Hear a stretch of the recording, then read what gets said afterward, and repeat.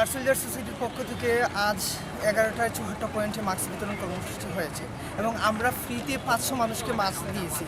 এই মাস্ক দেওয়ার পিছনে আমাদের মূল কারণটা হচ্ছে একটা প্রতিবাদ। আমরা একটা প্রতিবাদ করতে চাচ্ছি।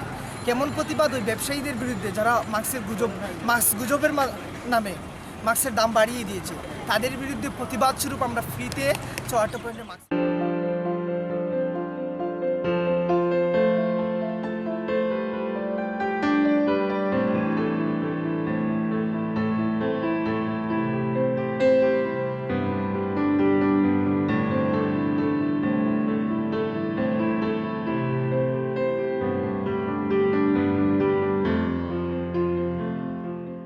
করোনা ভাইরাস নিয়ে যে মহামারী আকার ধারণ করেছে, সবাই মোটামুটি আতঙ্ক। আর এই ভাইরাসের ভাইরাস থেকে বাঁচতে আমাদের অবশ্যই সচেতন হতে হবে। সেই সচেতনতার বার্তা দিতেই আমরা মোটামুটি প্রায় 500 লোকের সিলেট শহরের বিভিন্ন পয়েন্টে 500 লোকের রিক্সা ড্রাইভার যারা আছে, অসহায় গরিব যারা আছে, তাদের মধ্যে বিনামূল্যে মাস্ক বিতরণ করতেছি।